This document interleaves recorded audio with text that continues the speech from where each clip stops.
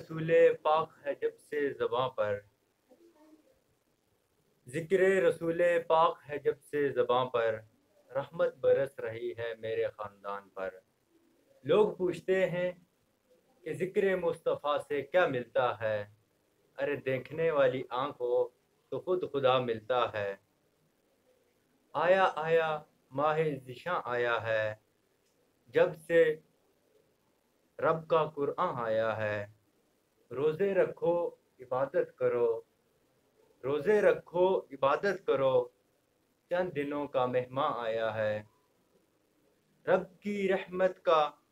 مظہر در کھل گئے، عظمتوں والا ماہ رمضان آیا ہے۔ السلام علیکم۔ رمضان کی خصوصی نشریات فضیلت رمضان کے ساتھ میں ہوں فیضا راجہ۔ ناظرین، آج ہمارے ساتھ موجود ہیں ڈاکٹر محمد ضیاء الرحمان صاحب، جو کہ فضیلت رمضان کے حوالے سے اس ٹاپک کے اوپر ہمارے ساتھ روشنی ڈالیں گے۔ آئیے ان سے ملاقات کرتے ہیں اور فضیلت رمضان کے بارے میں ان سے جانتے ہیں۔ السلام علیکم سر ورحمۃ اللہ وبرکاتہ۔ اچھا ڈاکٹر صاحب، مجھے یہ بتائیے گا کہ رمضان کا جو پہلا عشرہ ہے وہ رحمت کا عشرہ ہے، اس حوالے سے رحمت کے عشرے کے اوپر آپ فضیلت ڈالیے گا۔ بسم اللہ الرحمن الرحیم۔ رمضان المبارک پورے کا پورا مہینہ اور اس کی ہر گھڑی بڑی محترم اور بڑی متبرک ہے اور اس کی بہت زیادہ فضیلت ہے۔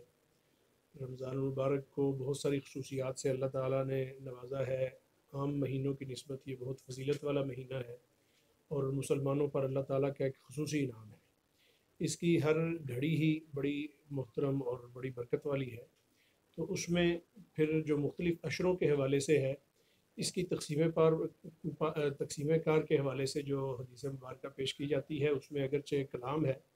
لیکن پہلا عشرہ رحمت کے نام سے بہرحال امت مسلمہ میں معروف ہے، اور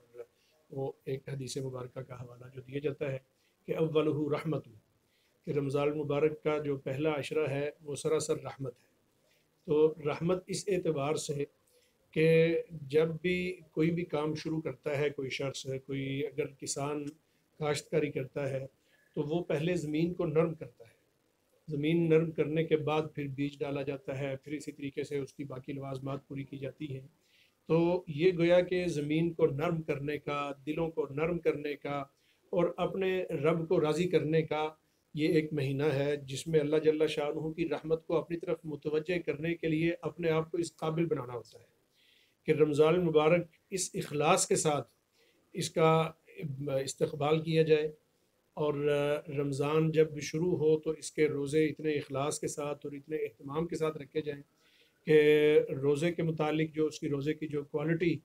احادیث مبارکہ میں آئی ہے، اور جس کے مطابق نبی پاک صلی اللہ علیہ وسلم نے خود بھی روزہ رکھا اور صحابہ کرام رضوان اللہ تعالی علیہم اجمعین کے روزوں کا تذکرہ ملتا ہے کہ کس قدر اہتمام کے ساتھ وہ روزہ رکھا کرتے تھے، اور جتنے اخلاص کے ساتھ، جتنی پاکیزگی روزے میں ضرورت ہوتی ہے، اپنے دل کی پاکیزگی، اپنی زبان کی پاکیزگی، اپنی نگاہ کی پاکیزگی، اپنے کانوں کی پاکیزگی، گویا کہ وہ تمام قواعد و ضوابط اور شرائط جو روزے کے لیے لازمی ہیں ان کو ملحوظ رکھتے ہوئے پوری خشیت کے ساتھ اور اللہ جل شانہ کا ایک حکم سمجھتے ہوئے روزے کو جب اختیار کیا جاتا ہے، روزہ رکھا جاتا ہے، اور پھر شام کو اسی طریقے سے ایک بندہ مومن کو یقین ہوتا ہے کہ میں نے اپنے پورے دن میں روزے کے جتنے تقاضے تھے ان کو پورا کرنے کی اپنی پوری کوشش کی ہے، اور اگر خدا نخواستہ ایسی کوئی کمی کوتاہی رہ گئی، دانستہ کمی کوتاہی ایسی کرنا تو ظاہر ہے نواقض روزہ میں ہے، روزے کے مقاصد کے ہی خلاف ہے۔ کوئی شخص روزہ رکھتا ہے اور رکھنے کے بعد اپنی زبان کنٹرول نہیں کرتا، بدزبانی کرتا رہتا ہے، کوئی ایسا کلام اپنی زبان سے فحش کہہ دیتا ہے، یا کسی کی دل آزاری پر مبنی کوئی بات کہتا ہے جسے قول الزور کہا گیا ہے، تو اگر اس طرح کی باتیں بھی وہ جان بوجھ کے کرتا رہا ہے تو تب بھی ظاہر ہے اس نے اپنا روزے کو خراب کر لیا ہے۔ تو شام کو جب افطاری کرنے لگتا ہے تو وہ اپنے دن کا جائزہ لیتا ہے، تو اس کو نظر آتا ہے کہ نہیں، میں نے تو کوئی ایسی لغو حرکت نہیں کی، لیکن پھر بھی اگر خدا نخواستہ کوئی ایسی چیز مجھ سے سرزد ہوئی ہے کہ اللہ جل شانہ کو جو ناپسند تھی، تو اس پر توبہ طائب ہوتا ہے، استغفار کرتا ہے، اپنے روزے کو اللہ تعالیٰ کی بارگاہ میں قبول کروانے کے لیے مناجات کرتا ہے، تو وہ روزہ اس کا یقیناً اللہ تعالیٰ کی بارگاہ میں مقبول روزہ ہے، تو وہ اللہ تعالیٰ کی طرف سے اللہ تعالیٰ کی رحمت کو متوجہ کرنے کا ذریعہ بنتا ہے۔ تو گویا کہ پہلا عشرہ وہ جو رمضان کے باقی 2 عشرے آ رہے ہیں، اور ہر آنے والی گھڑی کے لیے اپنے آپ کو جو تیار کر رہا ہوتا ہے اور اللہ تعالیٰ کی رحمت کا اپنے آپ کو مستحق بنا رہا ہوتا ہے، اور اپنی طرف اللہ کی رحمت کو متوجہ کر کے اپنے آپ کو اس قابل بنا رہا ہوتا ہے کہ اللہ تعالیٰ کے ہاں اس کو وہ اعزاز حاصل ہو جو ایک مسلمان روزہ دار کو حاصل ہونے والا ہے، تو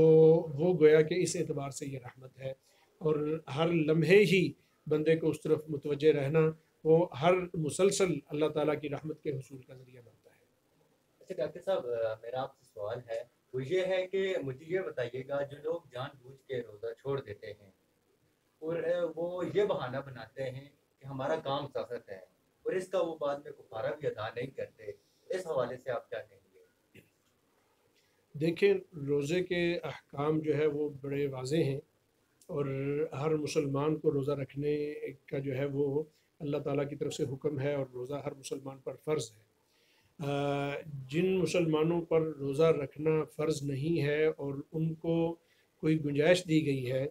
تو اس میں قرآن مجید نے ان کو واضح کر دیا ہے، اگر کوئی مریض ہے یا مسافر ہے تو وہ یا تو روزہ بعد میں قضا کر لے گا،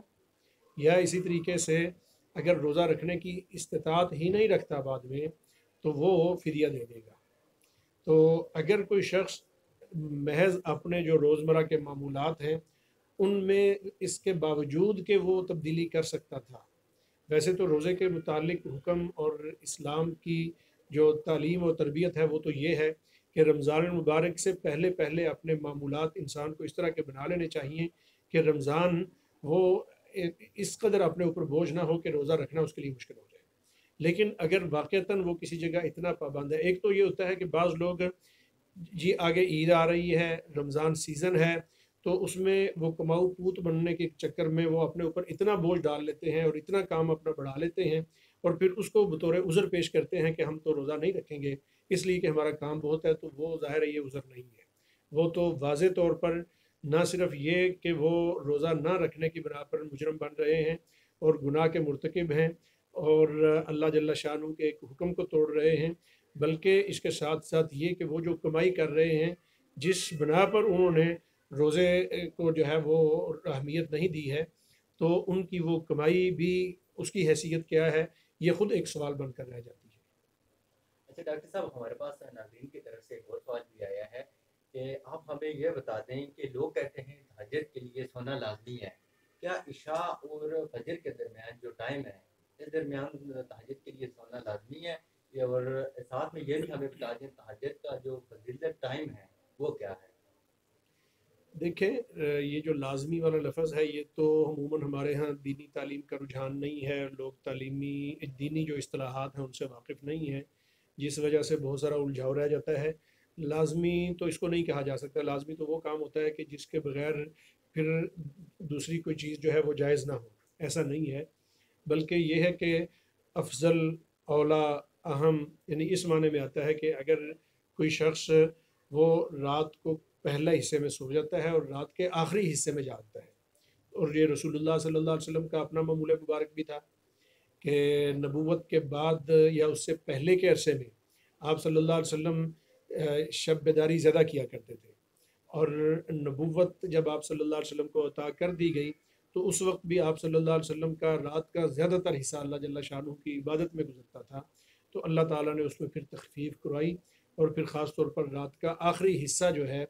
وہ نبی پاک صلی اللہ علیہ وسلم کا یہ مبارک معمول رہا، اور اسی کو اپنانا یہ نبی پاک صلی اللہ علیہ وسلم کی سنت ہے۔ یہ افضل ہے کہ رات کے آخری حصے میں، جو رات کے اگر 3 حصے کیے جائیں تو جو آخری تہائی ہے اس میں اٹھ کے عبادت کی جائے اور تہجد پڑھی جائے، اللہ تعالیٰ سے دعائیں کی جائیں، مناجات کی جائے، تو وہ ایسی افضل چیز ہے کہ جس کے متعلق حدیث مبارکہ میں آتا ہے کہ اللہ جل شانہ اس وقت آسمان دنیا پہ آ جاتے ہیں،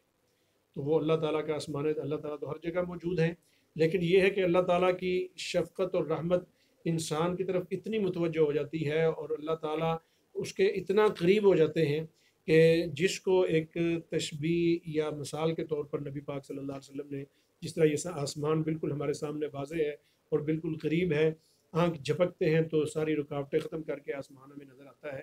تو اسی طریقے سے اللہ جل شانہ کا اتنا قرب نصیب ہوتا ہے اس بندے کو کہ اللہ تعالیٰ نحن اقرب الیہ من حبل الورید، اللہ تعالیٰ شاہ رگ سے بھی زیادہ قریب ہیں. تو گویا اس وقت اللہ تعالیٰ اپنی تمام تر رحمت، شفقت، محبت کے ساتھ اپنے بندے کو اپنے اتنا قریب کر لیتے ہیں کہ وہ جو دعا کرتا ہے اللہ تعالیٰ اس کو رد نہیں کرتے. جو مناجات کرتا ہے اللہ تعالیٰ اسے پوری محبت کے ساتھ اس کی ان مناجات کو قبول کرتے ہیں، اور اس کو صرف یہ نہیں کہ دعائیں اس کی قبول ہوتی ہیں بلکہ اس کو اللہ تعالیٰ بہت درجات بلند فرما دیتے ہیں. اس کی کئی طرح کی زندگی کی مشکلات اور پریشانیوں سے اللہ تعالیٰ اس کو محفوظ فرما لیتے ہیں. ڈاکٹر صاحب آپ سے میرا اگلا سوال یہ ہے کہ اگر کوئی شوگر کا مریض ہے، وہ روزے کی حالت میں اپنا جو ہے شوگر وہ ٹیسٹ کرواتا ہے، تو کیا اس کا روزہ ٹوٹ جائے گا؟ بس اس سلسلے میں علماء نے اجازت دی ہے کہ وہ اگر شوگر کا اس کی یہ تکلیف ہے، بیماری ہے، ویسے تو اگر اس کی یہ بیماری بہت زیادہ ہے اس کے لیے روزہ رکھنا ممکن نہیں ہے، تو یہ ظاہر ہے ان بیماریوں میں آتا ہے کہ جن بیماریوں میں فدیہ دے دینے سے روزہ اللہ تعالیٰ کے ہاں اس کا ثواب مل جاتا ہے. اور اگر وہ اس کے باوجود روزہ رکھتا ہے، وہ سمجھتا ہے کہ نہیں میرے اندر استطاعت موجود ہے، پھر اس کو اگر ٹیسٹ کروانا پڑتا ہے تو اس میں اس کے روزے میں کوئی حرج نہیں ہے. دیکھنے والے ناظرین کو رمضان کے حوالے سے کیا پیغام دیں گے جو ابھی رمضان آ رہا ہے؟ رمضان المبارک یہ اللہ تعالیٰ کا بہت بڑا انعام ہے. اس کی قدر نہ کرنا یا اس کی طرف متوجہ نہ ہونا، اپنے زندگی کے دیگر معمولات کی طرف متوجہ رہنا یا اور کوئی اپنے مشاغل اور مصروفیات رکھنا، تو یہ بہت بڑی محرومی کا ذریعہ بنتا ہے. تو لہٰذا ہر مسلمان کو اس انعام کو حاصل کرنے کے لیے زیادہ سے زیادہ کوشش کرنی چاہیے.